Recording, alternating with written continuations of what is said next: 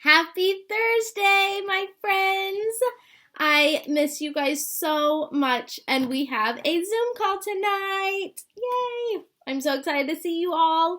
We're doing our Zoom call at 6:15 tonight to allow some of our friends that still have parents that are working the ability to jump on tonight that can't do one during the daytime. So if you're able to join us tonight, hop on at 6:15. I would love to see your faces. We've got a fun activity planned. So I can't wait to see you. Today we are going to continue with our White House winners book. We are getting so close. We only have today and tomorrow left of some more White House winners. We're down to the last 20. So today we're going to pick right back up. Remember yesterday, I left you hanging. I said that we were going to talk about our 26th president, Theodore Roosevelt. And I gave you this little teaser here. What do you think he was known for? Most likely to join the circus. Let's read. President Roosevelt was known for being an outdoorsman, a soldier, a great writer, and a bookworm. He even won the Nobel Peace Prize. But during his presidency, the White House was never quiet. His 6 children had many, many pets. They had 5 bears, a lizard, a pig, a badger, a parrot, 5 guinea pigs, a hen, a rooster, a hyena,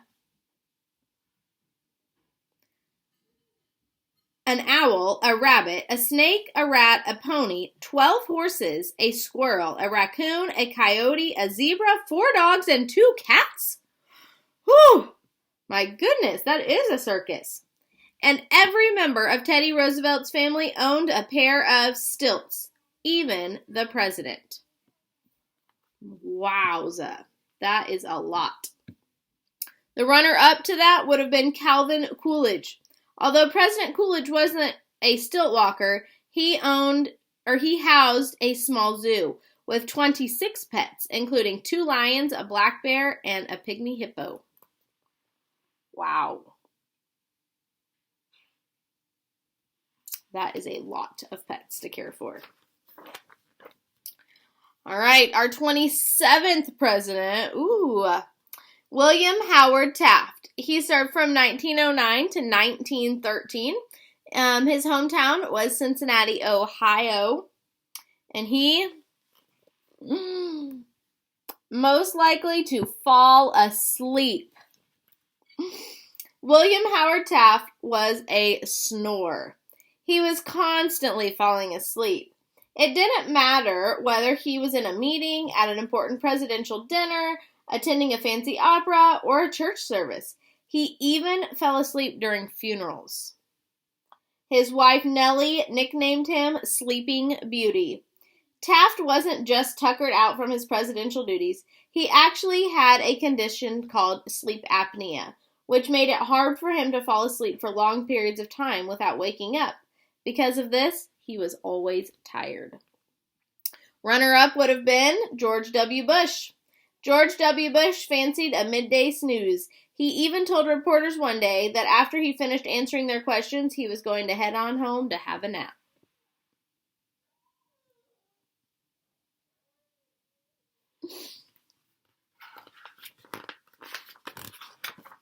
All right, our 28th president, Woodrow Wilson. He served from 1913 to 1921.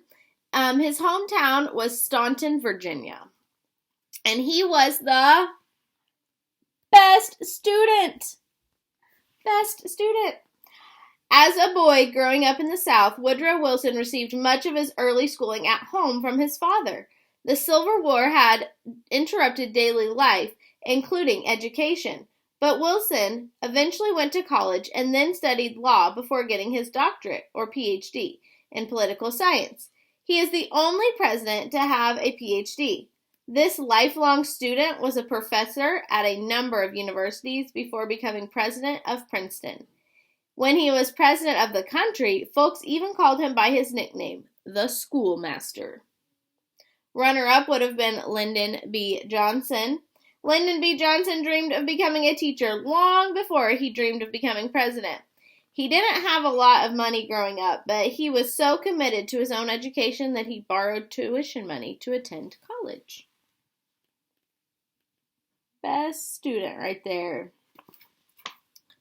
All right. Next up, 29th president, Warren G. Harding was our president from 1921 to 1923. His hometown was Coriska, Ohio, and he was the most friendly. Warren G. Harding was known as being a people person. I love to meet new people. It's really the most pleasant thing to do, and it's really the only fun I have, he said.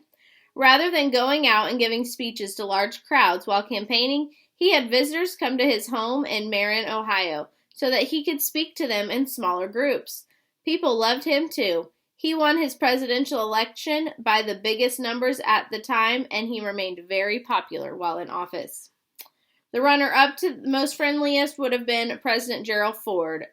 He had a kind demeanor and a clean-cut image that earned him the nickname of Mr. Nice Guy.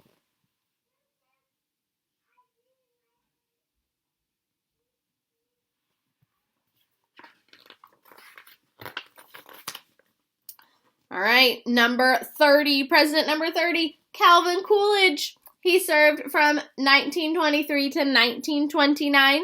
His hometown was Plymouth Notch, Vermont. And he was the biggest wallflower. Have you guys ever heard that phrase, a wallflower? Let's see if you can figure out what it means. Calvin Coolidge's nickname was Silent Cal, thanks to his quiet, serious nature.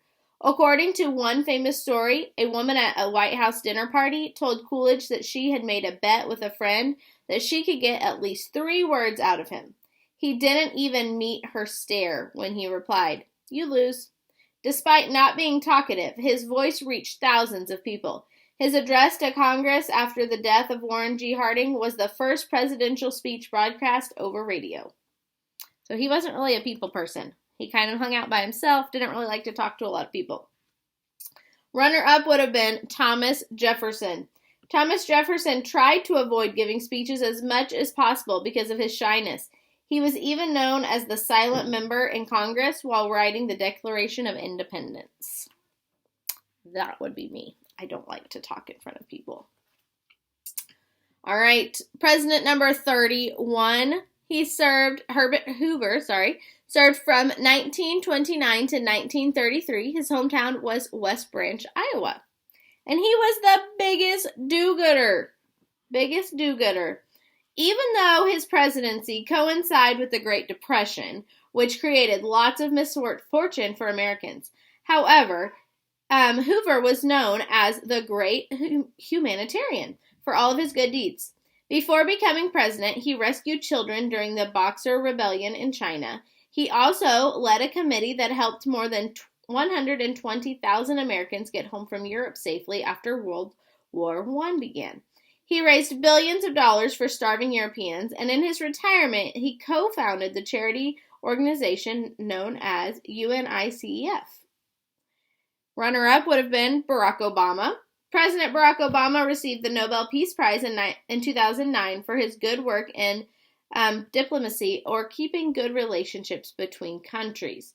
With the prize, he received $1.4 million, all of which he donated to charity.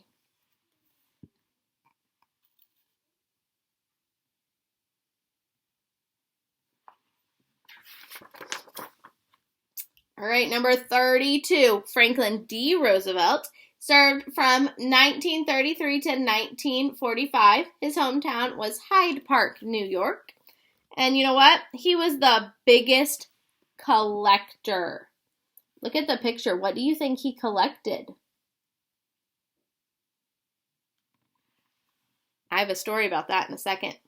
Franklin D. Roosevelt was a stamp collector from the age of 8, and his passion for stamps grew as he got older. He made time every day to organize his collection. He often spent the last 30 minutes of each day looking at his stamps, a habit that relaxed him and got him ready to sleep. FDR even asked the State Department to send over the envelopes they received so that he could check out the stamps. He also approved more than 200 stamps during his time in office and designed some himself. The runner-up would have been Theodore Roosevelt.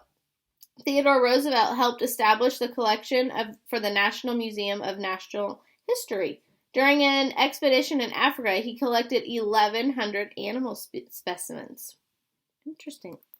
My grandmother used to collect stamps, and when I was a little girl, this is what I helped her with all the time. We would put the envelopes in water, and we would collect the stamps and then peel them off when they were ready and put them in a book, just like this. So I can make a connection to that one. All right. President number 33 was Harry S. Truman.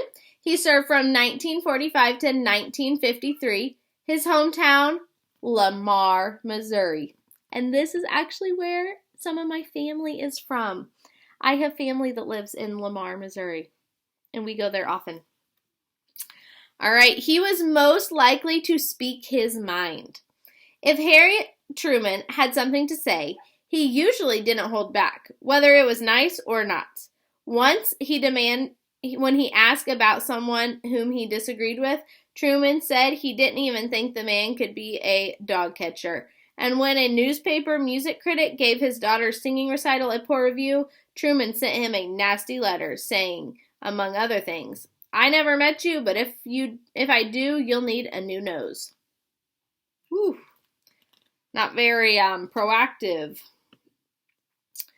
The runner-up would have been Lyndon B. Johnson. Lyndon B. Johnson always told it like it was. He famously spoke his mind when he said that being president was like being a donkey in a hailstorm. You just have to stand up there and take it.